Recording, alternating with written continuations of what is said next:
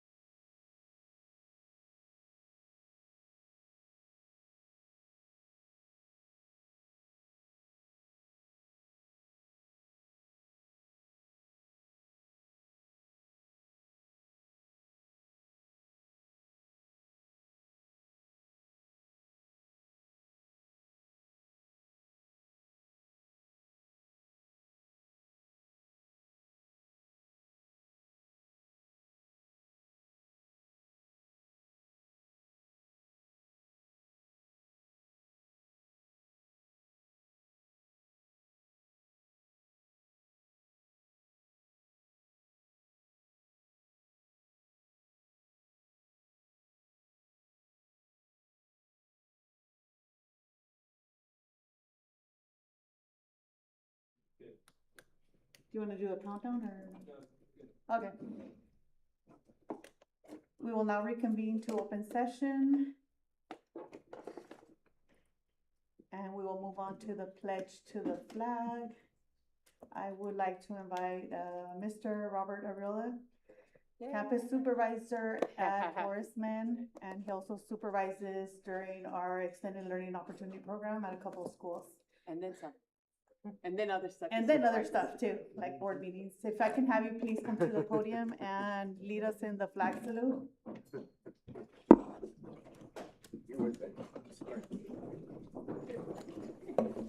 Please stand, but everyone's standing. Salute, pledge. I pledge allegiance to the flag of the United States of America and to the republic for which it stands, one nation, under God, indivisible, with liberty and justice for all. Thank you, Mr. Arreola.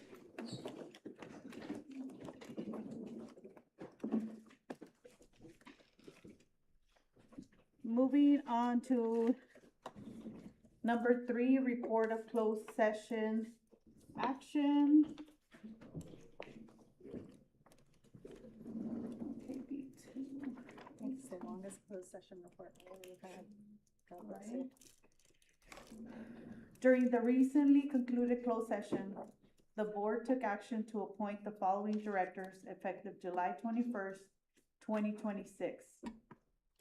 Educational Services, Tomas Prieto, the vote was 5 in favor and 0 opposed. Educational Services, Teresa Arambula, the vote was 4 in favor and 1 opposed.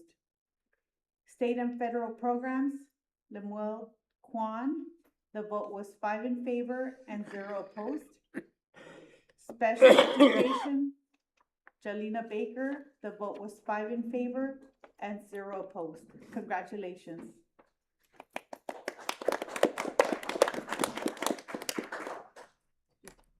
During the recently concluded closed session, the board took action to appoint the following principals effective July 22, 2026. Casa Loma Elementary, Renee Bede, the vote was 5 in favor and 0 opposed. For Chipman Junior High, Carolina Peña, the vote was 5 in favor and 0 opposed. For Poly Elementary, Jennifer Rivas, the vote was 5 in favor and 0 opposed.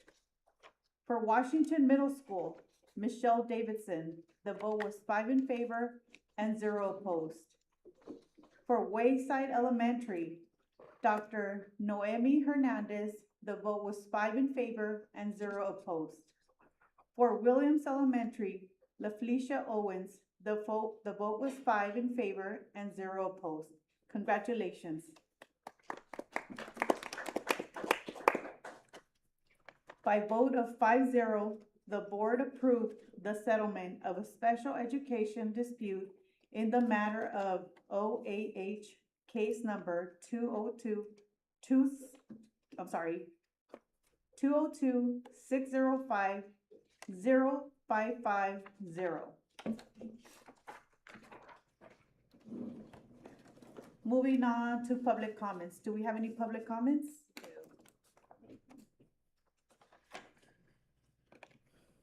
To our visitors, members of the public may request that items be placed on the agenda of any regular board meeting. The items must be directly related to school district business. Items placed on the agenda by the public will be for information and discussion so that the board may be advised of the views of the community.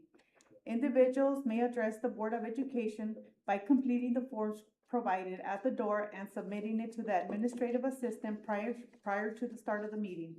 In order to run an efficient meeting, the board is not able to take questions or comments from the floor. During special meetings, public comment is limited to items on the agenda. A nuestros visitantes, los miembros del público pueden solicitar que se incluyan temas en la agenda de cualquier reunión ordinaria de la Junta de Educación. Los temas deben estar directamente relacionados con los asuntos del distrito escolar. Los temas colocados en la agenda por el público será para información y discusión para que la Junta de Educación pueda conocer las opiniones de la comunidad. Las personas pueden dirigirse a la Junta de Educación completando los formularios proporcionados en la puerta y entregarlos al asistente administrativa antes del inicio de la reunión. Para llevar a cabo una reunión eficiente, la Junta de Educación no puede responder preguntas ni comentarios de los asistentes. Durante las reuniones especiales, los comentarios del público se limitan a los temas de la agenda. And up first, we have Ms. Dinah May Jimenez.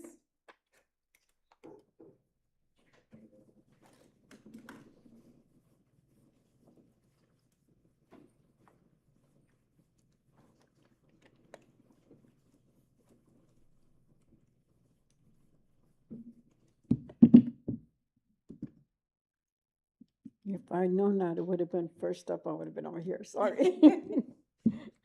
Superintendent and members of the board. I am extremely disappointed that after recently ratifying our successor collective bargaining agreement, CBA, with the district, classified employees are now facing a 12.56% increase in health benefit costs. This increase will have a devastating financial impact on many of our classified staff. This is a record high. I have never seen an increase of this magnitude. Please keep in mind that our lowest salary placement begins at step 17, with a starting hourly rate of $17.06, barely above minimum wage. For many employees, this increase is a benefit. For many employees, this increase in benefit costs will erase the financial progress we thought we had achieved through negotiations. The district continues to struggle with recruiting and retaining classified employees, particularly aides and bus drivers. Increasing the cost of health benefits will only make those challenges even more difficult. It places an even greater financial burden on current and prospective employees. The members are outraged and have been contacting me and you as board members to reduce or eliminate this increase. I am very disturbed by this situation. Our classified employees work hard. We ratified our successor agreement with the expectation that it would improve their financial stability, not leave them in a worse position due to record-setting increase in health benefit costs. Although I would like to make a suggestion, I believe it would greatly benefit our classified staff if the district restored American Fidelity as a supplemental insurance provider. Access to supplemental benefits, including short-term disability coverage, would provide employees with additional financial security. What would it take for the district to restore American Fidelity as an available supplemental insurance option? Thank you. Up next, we have Andrea Hooser.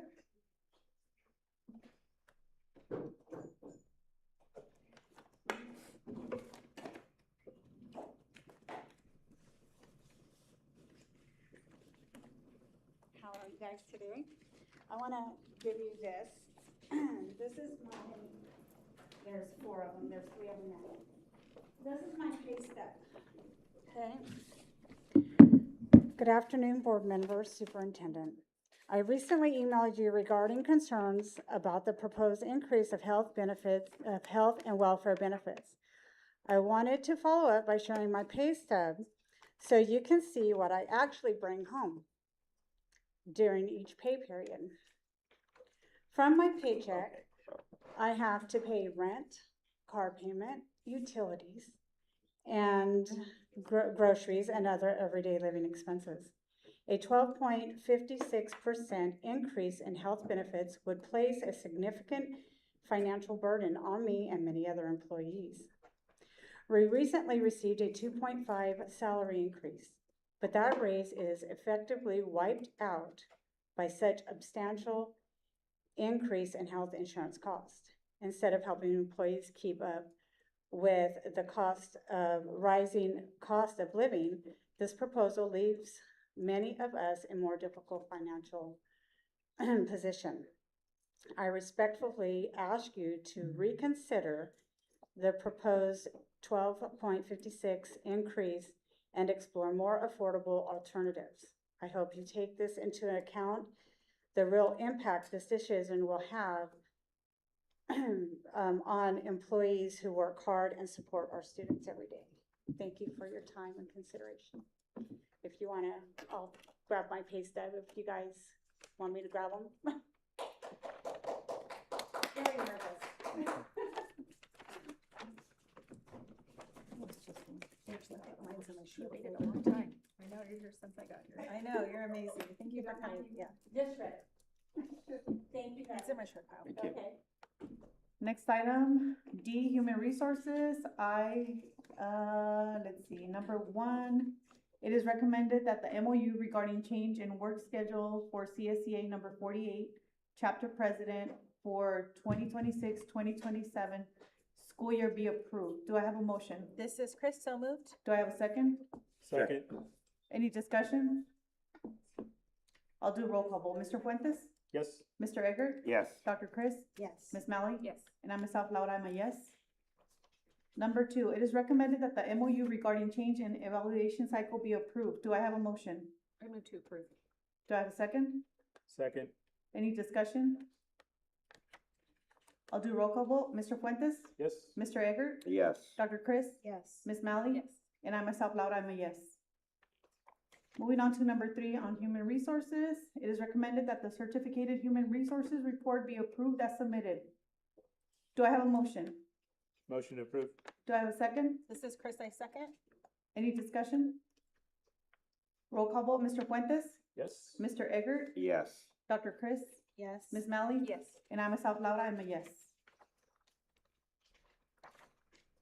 Moving on to business services. Ms. Gladden will present on the health insurance premiums.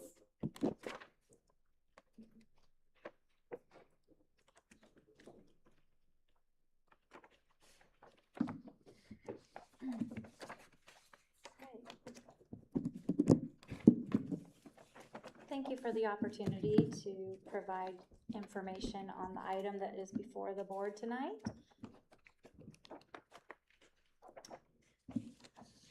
The goal tonight, as I bring forward this presentation to you, is to explain how health and welfare benefit costs and premiums are determined, and to illustrate how those costs are shared between the district and employees.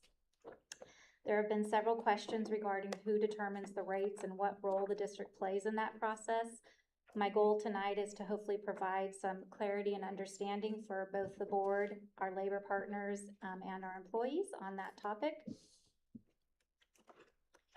First, it's helpful to start out with some, I'll say terminology, but just some also understanding of how BCSD's health benefit package is structured.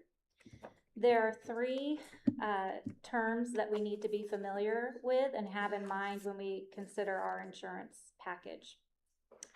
Our comprehensive health benefit package includes benefits funded through 3 different arrangements. Some benefits are fully insured, meaning we pay premiums to an insurance carrier that assumes responsibility for covered claims. They quote us a premium, we pay that premium per subscriber for the year, and that carrier then promises to pay all claims, no matter how many they are or what the dollar amount is, up to what's covered in our insurance plan. There is control from a budget standpoint because the district knows exactly how much we're paying. We're paying that one premium amount per every subscriber enrolled.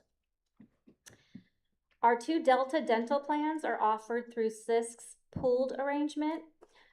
CISC is a self-funded JPA, which means that they are a group or a collaboration of like-minded or similar agencies that come together to increase their buying power or negotiating power when they're going out to carriers for benefits, and then also to share the risk of the cost amongst a larger pool. The Delta dental plans offered through CISC are not offered on a direct funded basis, so we're offered participation in those, participating in the county pool or the overall larger state pool for CISC. So the claim risk is shared amongst that entire pool. But we are quoted one premium rate for every subscriber that enrolls in those benefit plans, and so we know for the year, based on open enrollment, which members enroll in each of the dental plans, how much that's going to cost for coverage for the year. For medical and pharmacy benefits, BCSD participates in the self-funded CISC JPA as a direct funded member. This means our projected medical and pharmacy costs are driven by the claims experience and utilization of BCSD participants rather than the claims experience of other districts in the broader CISC pool. So BCSD, what we fund into the program, pays only BCSD claims, whereas the other districts participating in CISC all pay premiums into one pool and all the claims for the entire CISC pool is paid out of that. So they share the risk. The advantage to BCSD is that we, in past, have had a history of performing better than the overall county pool and statewide, and so it has benefited us to extract ourselves from that shared risk and just pay directly for the utilization and usage of our members. That also comes with a bit of a risk, because if there's a year where utilization is high or the cost of the healthcare market overall or healthcare services is high, we don't get to share that cost amongst others in the pool. We have to come up with the shortage if our premium isn't set high enough to pay that. And then on the far right column, I just tried to make it a little bit easy to identify which components of the health benefit package fall under each one of those arrangements. And then just for recollection, this slide just gives a overview of the comprehensive health benefit package.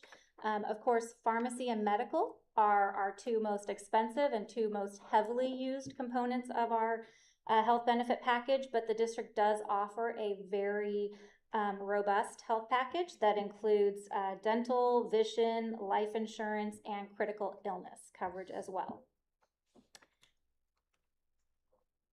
The cost of our district's health plan has increased significantly over the past period. The slide in front of you covers a 20-year period. What we see is a significant upward climb. We are not special. This very much mirrors overall the national trend in healthcare as well, that healthcare costs are increasing and utilization is increasing. Towards the end of this chart, you see a little bit more volatility. I mean, still an upward trend, but a little bit more volatility.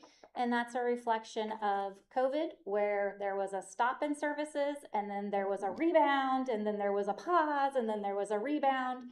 And so that's a little bit more sway than we typically see, but that's a very exceptional period. And I don't know that we experienced a pandemic in the past in any time that would that any of us would have been employed or participating in the benefit program. So the cost of providing health care to employees and eligible retirees has increased by 188% over a 20-year period. Self-funded health care costs fluctuate, and we see a little bit more turbulence, like I referenced, from the pandemic. This history helps us illustrate why we must annually evaluate the premium required to fund our health plan. The cost of providing health care has increased substantially over time. Starting from the beginning of this slide on the far left in 2004, 2005, the annual program cost was approximately 27.1 million. Times were simpler. In 2024-25, it exceeded 78 million.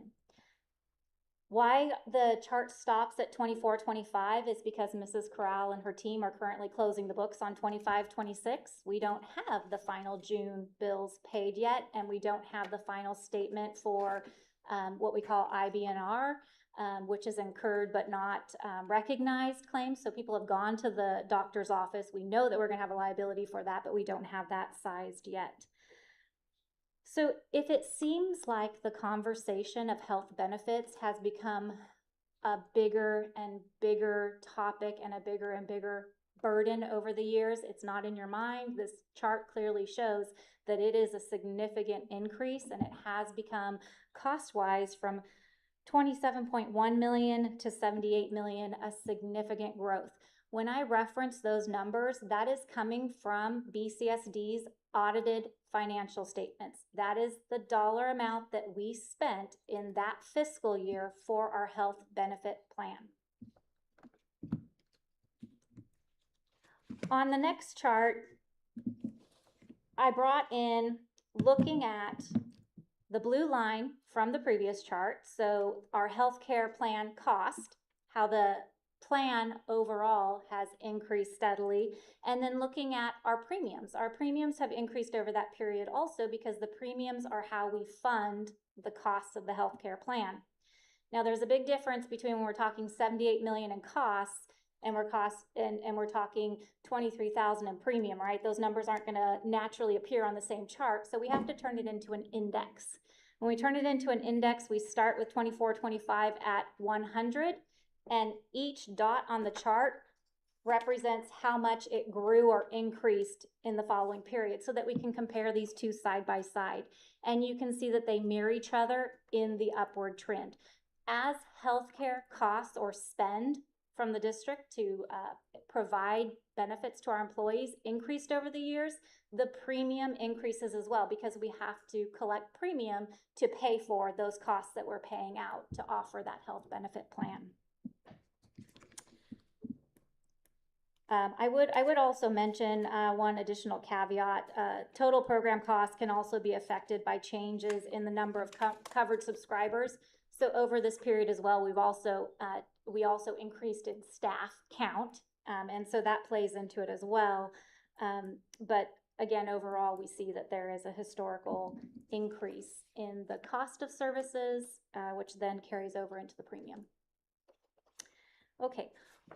What determines the premium? The most important point is that the premium is not something the district simply chooses. It is the projected cost of operating our health plan. The calculation estimates what it will cost to pay employee medical claims, prescription claims, administrative expenses, and catastrophic claim insurance during the upcoming year. Those projected costs are then divided by the number of employees participating in the plan to determine the cost per participant, which is the premium.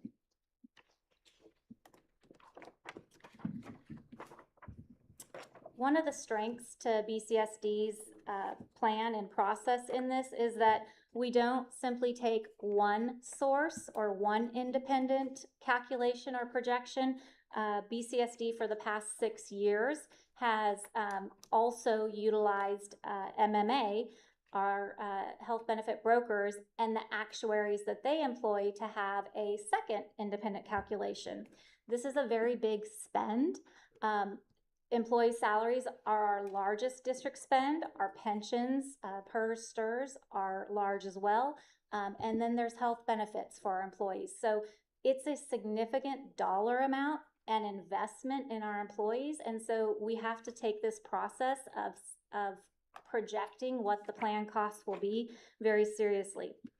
One of the strengths of our process over the past 6 years is that we do not rely on a single estimate. Both CISC and MMA independently perform their own actuarial projections using the district's claims experience and healthcare market trends. This provides the district with a reasonable range for the anticipated cost of operating the plan in the next upcoming year. The district's role. It is accurate to say that the board approves the premium rate. It is not accurate to suggest that the district chooses what it wants the premium to be. The rate must be supported by the projected costs of the benefit program. Our role is to verify the data and assumptions underlying that projection and determine a reasonable rate that will adequately fund the anticipated cost. At the end of the day, both staff and the board are responsible for ensuring the fiduciary responsibility of the district and the sustainability of meeting financial obligations. The district does not select the premium rate based on preference or discretion. The premium is calculated based on the projected cost of providing the health benefit program. So what we do, we see it as it comes in monthly. Fiscal Services sees the actual payments for the health benefit program and plan monthly. When it comes to projections, both CISC and MMA look at the historical amount paid every month. That tells us how much it cost to operate our health benefit plan. And then it also gives data for how much our employees are utilizing their benefits. And we do see increases and decreases in the utilization, how much people go to the doctor, what type of services that they're seeking. Especially on the prescription side, we're seeing some pretty significant changes in prescriptions as there's GLP-1s. We've taken on some of our value-added programs. One of them is MIDI Health. Education is a heavily female-dominated industry. On average, we are middle-aged women. And so MIDI is for female health, perimenopausal health, and so we see the hormone replacement therapy, prescription costs increasing. So it's interesting over time how the utilization, the type of services, the type of medications change, and as well as as advancements in the medical field that offer more treatment solutions. But it's great because it improves health, but it comes with a increased cost as well. Okay. So both organizations, MMA and CISC, projected similar increases, with CISC projecting the lower cost between the two analyses. After reviewing both projections, staff believes the CISC estimate represents a reasonable projection for the upcoming plan year and recommends their rate for adoption.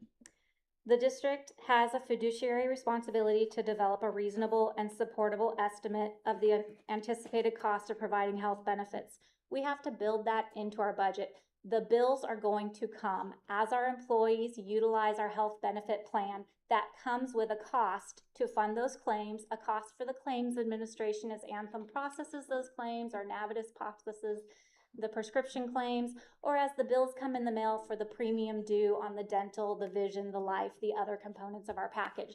Those bills are coming, those payments have to be made. We have to reasonably project what that cost is going to be for the 26-27 plan year, and then we have to make sure that we fund at a rate that will cover that cost.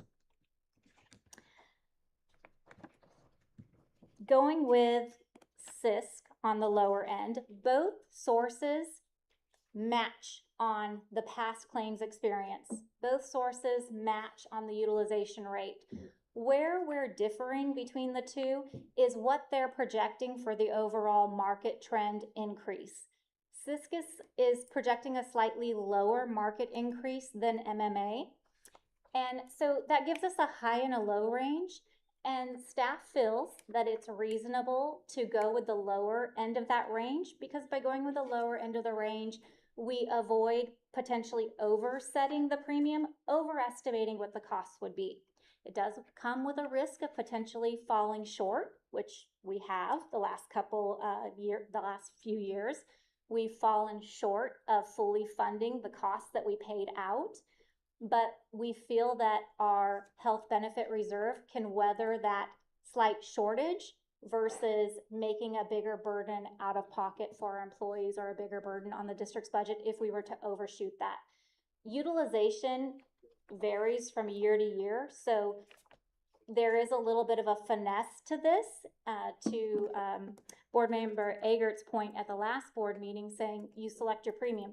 We select the assumptions that we think both best match the district's actual experience and our feeling for what would adequately fund our program and sustainably fund our program.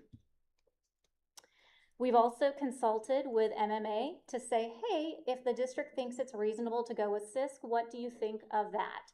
The two estimates, as you see them, are not that significantly different in dollar amount, and they thought it was reasonable as well, because the district's reserve would have the ability to cover a shortage in the year if we were to recognize that shortage. The district does not have discretion over what healthcare claims will ultimately cost. We offer a health benefit package that says Anthem Blue Cross PPO. These are the providers you can go to. At the end of the day, how many of our employees and their eligible dependents go to the doctor, we do not have control over. What the services they seek are, we do not have control over. We offer the plan, and anything covered in the plan that is a need to the employee is at their whim to access those benefits, right? And so whatever the level of access that our employees and their dependents need will generate the healthcare claims. And so those costs are beyond our control. We say we offer this benefit to you, use it as you need, and we pay for the usage on that. So while the board formally approves the premium rate, the rate itself is driven by the projected cost of providing benefits. This is the same as any other component of our budget. We have to project what that spend is going to be for the upcoming year, and we have to make sure that we have that covered within our budget. And when it comes to employee compensation components, we have several different areas and state and federal required reporting where we report out those amounts per employee that are received in both salary and benefit. And so it's very important that we accurately project what that upcoming cost is to make sure that we can fiscally meet that obligation when the bill comes in the mail. So the cost of providing the health benefits is divided by the number of participating employees. That sets premium. That determines what the premium is. Our responsibility is to validate the data and assumptions used in the calculation. So your projection is only as good as the data that you use. It's our job, and so we verify the data that both SSC and MMA use. We're all using the same data. Everything checks on that. Like I said, they also then do build in a projection to recognize the direction the health market trend is going in, and that's where they slightly differ on those two. I don't think either one of their assumptions are unreasonable. One of them is looking at a little bit more of a broader national level trend versus where CISC is a California pool, and so they're looking at primarily healthcare costs within California. So regionally, there can be some variances in the assumptions they're using. But our responsibility is to validate the data and the assumptions and to approve a reasonable rate that is projected to generate the funding necessary to meet the district's health benefit obligation. So to adopt a responsible budget. As I mentioned a little bit earlier, being self-funded comes with a little bit of a risk, because you're not paying this premium per employee or subscriber for the year, and that's all you're paying. Self-funded programs, for instance, let's use our vision insurance. We pay this premium for the member. Whether they use their benefits or not isn't going to affect how much we pay in a year. When you're self-funded, how frequently the utilization rate that our employees and their eligible dependents have during that year directly impacts the amount of claims that we pay in that year. And so your payments can vary from year to year. And this slide, I just brought forward the highest swings and the lowest swings that we saw, just to give some perspective. And what really stands out is the COVID pandemic. We have in the earlier, when we were looking at the 20-year projection range, we had where we were down to less than 200,000 in our reserve in our health benefit fund. And then you can kind of juxtapose that against in 2019-20 when the shelter in place hit, and nobody was going for voluntary medical services, any type of elective surgeries and such. Everything was really on pause. So the premium stays the same that we're funding, but employees were not utilizing it, which then we hit a rebound year where everybody had kind of pent up their visits, and so then everybody was going, and so then we have a deficit in the very next year. So you can see that we've had deficits as high as 5.7 million. We had the very abnormal gain of 10.2 million because of COVID that I don't think that we'll ever see again. But that 10.2 for the COVID is why I can stand and feel comfortable recommending to go with CISC's lower premium recommendation, knowing that if utilization is higher for 26-27 than we're funding, we have that unintentional addition to the reserve from the COVID year that can weather that storm, and we can adjust in a future period, a future year's premium. And so that slide was just for example of how much it can swing from year to year. Okay, so it's important to separate the two concepts of determining the premium versus paying the premium. So step one is determining what the premium is. What does the plan cost? So that's the projected cost divided by the number of subscribers, comes out with a premium. That's a per member or per subscriber share of the plan cost versus how is the premium shared or how is it paid. So that's broken out into two components. There's a district contribution and there's an employee contribution. The district contribution is not determined tonight. That is not what the item before the board is tonight. Those contribution amounts have already been established through board-approved collective bargaining agreements.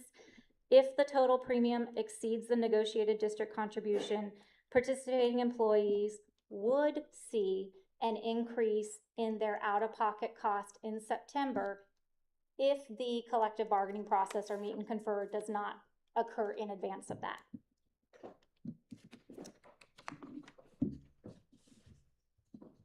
So recognizing the cost versus cost sharing, I guess I kind of stole the thunder on this slide. So tonight's action is to approve the premium, the amount necessary to recognize and fund the projected cost of the benefit program, offering our health benefit plan to our employees for the upcoming year, versus the separate collective bargaining discussions, which will occur on the normal process of the year or on an advanced pace for the year. We've heard the requests from employees and employee associations asking the board not to approve the premium increase because of the impact on employees' out-of-pocket costs. Not approving the premium does not change the projected cost. The projected cost is going to occur. We're going to be paying the bills as our employees utilize the premium. Adopting the premium tonight allows the district to accurately reflect that anticipated cost, the bills that we're going to be paying, and to plan for that cost and to prove in our district's budget and our multi-year projections and through the oversight and review process that we can afford that cost and that obligation. And then just to share as an example on some of the fiscal and reporting responsibilities, we do have the responsibility to adopt a budget that reflects all of our anticipated or projected and known costs. This one is known to a degree, but does have a projection in it. So it's our job to project that, to budget it, to make sure that we can afford it, to include that on our multi-year projections and the criteria and standard in our adopted budget, our first interim, our second interim budget that's reviewed and approved by the county. If we couldn't afford what the projected cost was of our benefits, that's where the county would come in for oversight to say, what changes are you going to make to your budget in order to be able to afford or spend this? If our actuals, one of the components on our first interim and second interim report is your actual payments compared to your budget. If the amount that we were paying out in health benefits in that column greatly exceeded or was climbing faster than the amount that we budgeted, that would be a signal to the county as they're reviewing our interim reports that we perhaps have a problem with our budget and we hadn't budgeted for the full cost as we're paying it out. But in addition, as far as health benefits go, we report out on the Affordable Care Act, the government compensation in California, which I believe IT just sent that report within the last month. And then we also, as far as collective bargaining disclosures go, those collective bargaining disclosures happen in our adopted budget. The criterion standards reports that information, as well as if we make any changes to what the district's share of the cost is, it's reported out in that manner. And again, that law was passed back in 1991 to ensure that districts are not bargaining beyond what they can afford, and that there's a built-in oversight process where the county would review and verify that, so that the state doesn't have to come in and dig a school district out with a loan from costs they can't afford. We desire to maintain the level of our benefits. Our benefit package is something that our employees greatly appreciate as part of their compensation package with BCSD. And so just to mention that there are ways that we try to contain the costs within our plan. So BCSD every 3 years does a dependent eligibility verification, or sometimes you'll hear me refer to it as dependent verification audit. I'm kind of wishy-washy on the two terms and which one I use, but they mean the same thing. And that is verifying that those that are enrolled in our district medical plan are actually eligible to be enrolled in our plan. Sometimes that looks like a divorce occurs and the subscriber, the employee, does not drop their spouse or ex-spouse from the plan. That ex, regardless of what they put in their divorce decree, does not have the right to continue maintaining on the district's benefit plan, right? Because they're going to the doctor, they're generating claims, that's generating costs on the plan, right? So that's an example of what we would look for in that verification study to remove those people who are not eligible, so that we're thereby controlling or reducing those costs that don't belong on the plan. We also, and this is a SIS component that they provide, but we have the value-added healthcare programs. And so this is, Dr. Cruz Boone and myself, we were talking about Centivo Care, which I've used several times, and it's worked very well. But it's a app, and you can text or have a phone call for medical care. They'll send you out to the labs. It includes medical and counseling and psychological services, the whole spectrum. So it's just one more option for employees. We have Maven Health for pregnant staff members. We have MIDI Health. We have Lantern Health. We have there's many components to the value added, and these are meant to solicit preventative care, because everything's cheaper if we take care of it at the earliest phase rather than waiting until the health problem progresses and becomes a larger claim or a larger obstacle for the employee in their health. So to know that the district does have steps in place, and we constantly seek to find additional cost containment measures so that we can protect the value of our plan, because medical costs by nature rise. And we don't have control over what the healthcare claims are as people utilize their services, but we can guide them to utilize them in a preventative or a less costly way than delaying treatment and then having a more expensive medical visit. So just kind of to recap, healthcare costs continue to increase. BCSD's direct funded medical and pharmacy costs are driven by our own participants' claim and utilization, combined with healthcare trends and plan expenses. MMA and CISC independently project the cost of providing those benefits. The premium identifies the amount per subscriber needed to fund that projected cost. Collective bargaining determines how the cost is shared between the district and employees. Tonight's action is to approve the 2026-27 premium necessary to fund the projected cost of the benefit program for the upcoming year. And to share, this is similar to the process. The board does formal approval of the district's budget, formal approval of the salary schedules for the district, as well as formal approval of the premiums. The salary schedules, when it moves or changes, that's through the collective bargaining process, which is the tentative agreements come before the board. But as a separate item, the salary schedules come before the board. And as we utilize those salary schedules and we report those earnings to PERS, STRS, or actually pay them out, the authority is based on that formally approved salary schedule. Similar to the approval to offer the health benefits for the upcoming plan year, because the plan year ends on September 30th and the new plan year begins October 1st, is to formally approve the premiums, which are the anticipated cost of offering employee benefits for the upcoming year. That was very long-winded, but I would like to open it up if there are any questions. Does anybody have any questions or comments for Ms. Glavin? I'll go ahead and ask you. I have a question on page 16. You talked about the dependent eligibility verification. It's done every 3 years. Do you know when it's up? So that's gonna be this year. This year. That's So what I buckle thought. up, it's coming. Okay. So we did it 3 years ago, so Right. this will be our year to come up. And you know, I feel 3 years, it's a lot of work for Right. our district staff and for our employees. We try to make it as easy as possible for a process. It's not something I'd wanna do annually, but if 2 to 3 years would be the pace that you'd wanna do that to catch any changes, like, Right. and dependent aged out of being eligible or marriage situations change, right? So 3 years, and it's going to be this year when they're gonna undertake that process. Do you remember how many, from the last time this was done 3 years ago, how many people were removed from coverage actually? So it made a, Oh, I much wish do you I see? did. I don't know, no, we've slept since then. I am so sorry.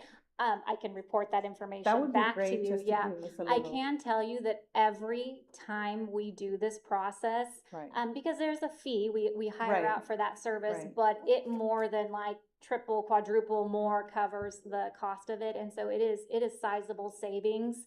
Yes. I removing remember it those was people. something, it was a Yeah. pretty big number. Yeah. And the reason why I'm asking it now is so for public acknowledgement, but if you can get that number to us on a Friday update or something, that would be great.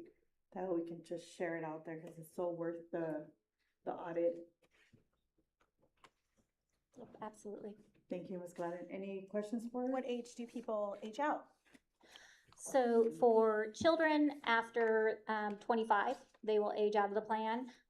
But in the circumstance of a divorce, and that if it's not the subscriber's child, it's a stepchild, that would be the same time as the divorce decree becomes effective. And I just want to make sure I understand this correctly because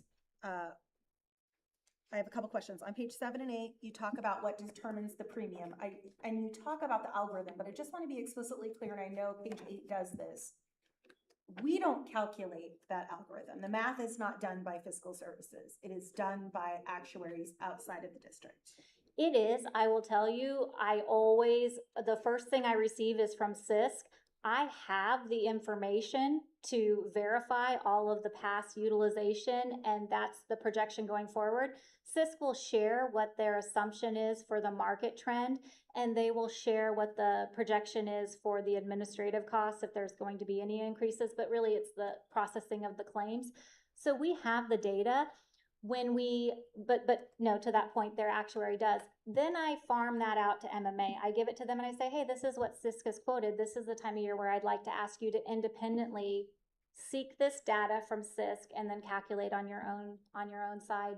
And so they, Madam President and Mr. Fuentes had the joy of sitting through that big, massive spreadsheet and going through the columns and walking through what the formula is.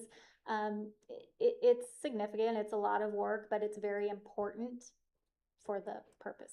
And MMA is Marsh McLennan Agency, not a kind of blood sport. Yeah, correct. Just like for the public information. And so like the way it was described to me is voting no tonight on this would be like getting my PG&E bill and being like, no, I don't think so. It was less last month. I don't recognize that. I hear you saying PG&E, I use that much and that's the cost, but I don't recognize it.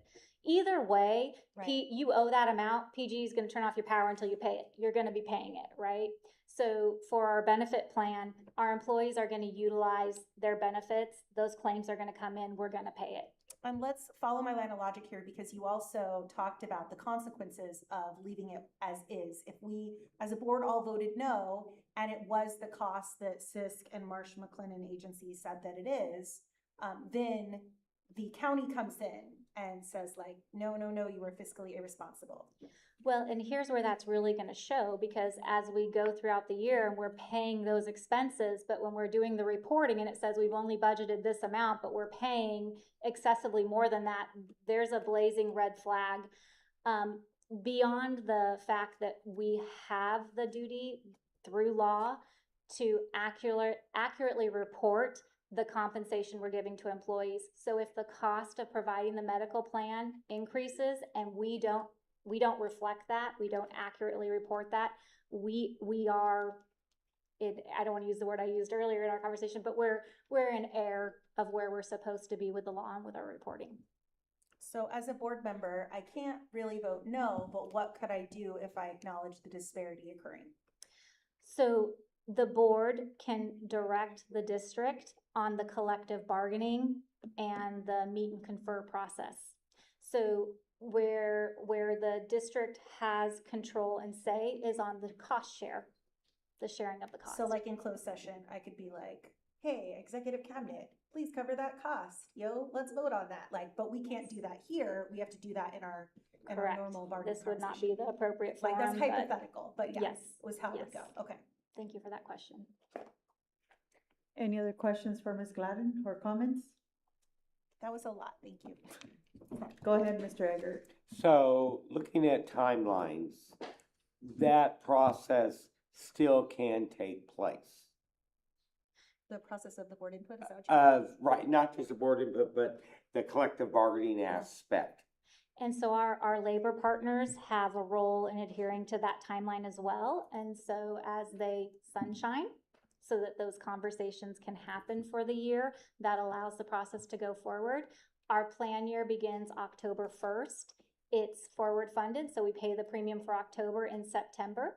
So if those conversations were able to happen in August and our labor partners were able to ratify any agreements that might be reached and it could go to the board in September, it would wash through at the same time as that deduction would have started. And so it can prevent the deduction, the out-of-pocket payroll deduction. So I just want to like have you repeat that one more time. There is a mechanism and process that no one from CSEA would ever suffer an out-of-pocket cost, no matter what our vote tonight. That is possible. Completely dependent on sunshining, meeting, negotiating, ratifying, and getting it to board approval for September. But there is an. And just also, sunshining will happen when our labor partners submit their reopeners. So it gets sunshined, and then the subsequent board meeting, you then as a board approve the articles that will be bargained. So really, sunshining takes two board meetings. It takes one to sunshine, it takes another to approve it. So we have 2 board meetings in August. I was just going to say, how Yeah. many board meetings do we So, have in I mean, August, Mr. so, Havens? yeah. No, Thank you for that. Because I don't think people, like general public, understands how that process works. That was really articulate. Yes.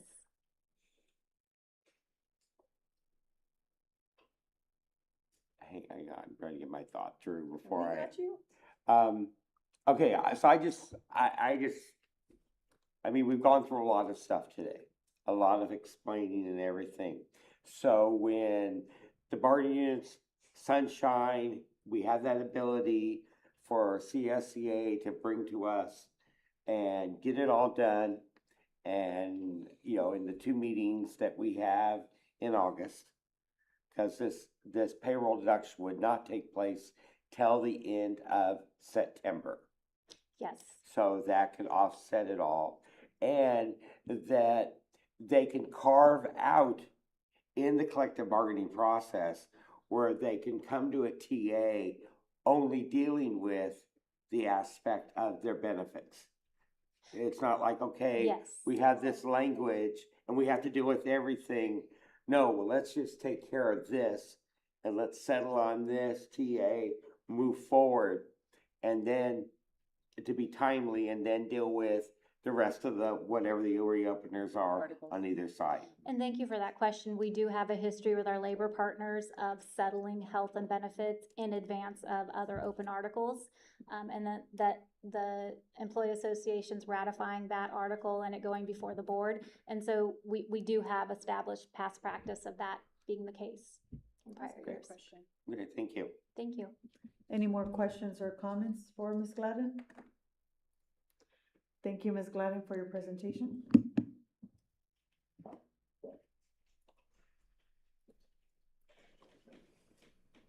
It is recommended that the health insurance premiums for October 1, 2026 to September 30, 2027 be approved.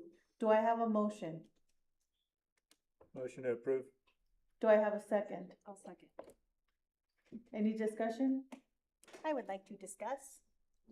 I worry that the discussion could possibly be contentious. Is there any chance we could go one at a time? I'd be happy to go first if that's easier, or someone else can go first. You can go first. All right, let's go. Can you get closer to the Yeah, microphone so thank you. everybody I can? appreciate that. I always feel like I'm like eating the microphone, and I appreciate when Madam President's like, we can't hear you. I'm struggling with this conversation a lot, and not because the presentation wasn't clear. I think it's because I fundamentally believe that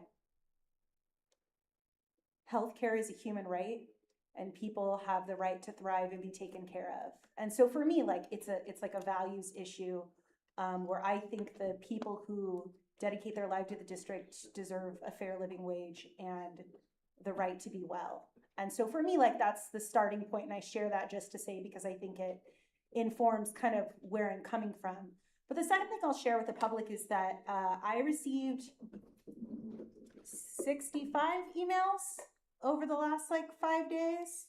And then I'm checking.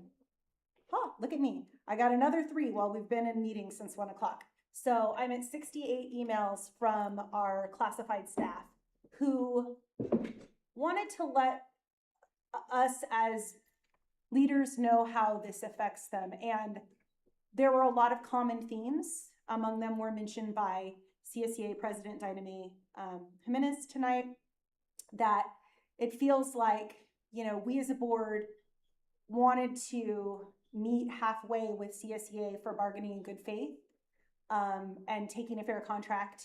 And now maybe they're being punished for that. Like, I think that was an argument that I heard a lot and that really resonated. Another argument I heard is that there are places you can work in Bakersfield and make more money. We do have a lot of classified staff who live out $3,800 a month and work full time. And one of those folks, you know, even shared with us how much of their benefits we're getting, and it's a lot.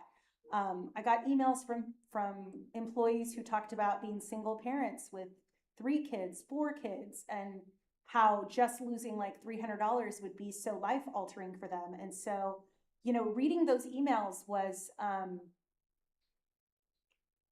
difficult because I acknowledge how much every single one of those humans brings to our district and fights for kids. And so hearing about their suffering and their struggles and the way that the world being a dark place is potentially harder for them was challenging. But I want to talk about the vote, and that is that, like, I understand, and I asked some really deliberate questions, like, I don't want to defraud CISC by voting no. I want to honor the process, but I don't want people to perceive that vote as me not understanding the situation. And I think that Ms. Gladden did a really good job when she talked about the difference between what we do tonight on page 14 of her document versus our separate collective bargaining discussion. You know, one of the powers we have as a board is that we can say to the district, this is really what matters to us when you go to the table. Please, please, please know this is what matters to us. And I, you know, I'm wearing my heart on my sleeve a little bit, but, healthcare is a human right and it matters to me. And I'll say that in closed session and I'll say it out here. And the people who work for this district and CSEA matter to me. And, I will say that with my whole chest. And I will be voting yes for this tonight, but that doesn't mean either of those things is not true for me. Thank you, Dr. Chris. Anybody else? Go ahead, Mr. Eggert. Yeah, I just, echo what Dr. Chris Cruz Boone had stated. Getting the emails also and understand the financial impact that this would be on many of our employees. And I value them. I value every employee in our district and appreciate. I appreciate the forwardness that CSEA came forward last year to settle, to move the collective bargaining process forward. And I just want to make sure that those members that emailed us that understand there's still a process, that our fiscal, our responsibility is one thing, but then we still have the ability through the collective bargaining agreement to get this rectified, and we have the time to do it. So that's what's important, and I know we continue to bring up CSEA. Well, why aren't we bringing up Beta? Well, the issue with Beta is they're still negotiating on last year's contract. So the CSEA, we're dealing with this. So as I said, I would encourage Beta, to get quickly to the table so that, their members don't receive this large out-of-pocket expense additional to what they're still paying out of their pocket for last year. And I just hope that both the district side and CSEA do their due diligence in the process for the next month to get this taken care of so we can put this behind us for the beginning of the school year and focus on what our purpose is, and that's for our students. Thank you. Anybody else wants to add? Mr. Fuentes? Sure. I'd also like to reiterate what CCB has said a couple of times, so thank you for saying that. It's really a shame that the healthcare industry is called an industry, that it is an industry. It's terrible. And I'd also like to reiterate all of the hinting and leading questions that have already been said. There's still time to fix this. So that's it. Thank you. You good?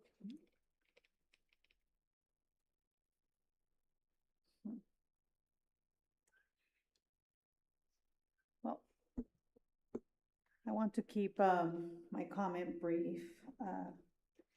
I want to acknowledge everybody who took the time to write emails regarding the proposed health and benefit 12.56%. As of 10 a.m. this morning, I have received 57 emails. Approximately 40 of those were identical, copied and pasted messages. The others were personal and shared how these proposed changes could affect individuals and their families. Some expressed strong opinions, while others shared heartfelt concerns. One email in particular stood out to me, and I would like to share a portion of it. It all just ties down to the understanding of everything. Quote, I feel the need to tell you, if you don't really know that myself and all of my direct coworkers mainly stay with this district purely for the benefits. This is the main driving factor to employees remaining at this district, despite other opportunities in the private sector. There are about 1 million ways to fund. Waste funds are wasted or mishandled in any school district, which means that there are 1 million other ways to save. And the email goes on. But I read this out loud because I wanted to thank the individual who wrote that message. I want to thank you for your honesty and sincerity. I appreciate you taking the time to share your perspective. I would also like to remind everyone that regardless of our role, whether we as teachers, classified staff, administrators, or board members, we are all here because of one common purpose, the students of Bakersfield City School District. They are the reason our district exists, and they should remain the center of every decision we make. As board members, we also have legal responsibility to ensure the long-term fiscal health and solvency of the district. That responsibility requires us to carefully consider difficult decisions while balancing the needs of our students, employees, and the financial stability of the district. Thank you. Is there anybody else that wants to add a comment or? I feel like I'm like staring at you. We're just checking. I will say I've been reading all the emails and I just want to say personally, I hear you and please be patient with us as we work through this process, but I'm hopeful. Thank you, Ms. Malley. Anybody else? Okay. So we have a motion and a second. No more discussion. We'll do roll call vote. Mr. Fuentes, Yes. Mr. Eggert, Yes. Dr. Chris, Yes. Ms. Malley, Yes. I myself, Laura, am a yes. Moving on to F, consent agenda. The approval of the consent agenda. It is recommended that the consent agenda be approved as submitted. Do I have a motion? Motion approved. This is Chris, I second. Any discussion? I'll do roll call vote. Mr. Fuentes, Yes. Mr. Eggert, Yes. Dr. Chris, Yes. Ms. Malley? Yes. And I myself, Laura, am a yes. Moving on to number 2 of the consent agenda. It is recommended that the field trip be approved as submitted. Do I have a motion? Is it not part of the full Yeah. consent agenda? No, just- Wouldn't yeah, that it's- be, we just that's moved? part of the consent, yeah, we'll just do. It's already approved. Adjournment. It was on there as a separate. Sorry. Oh, this is It's Chris, on there I as a move to separate. adjourn. I second.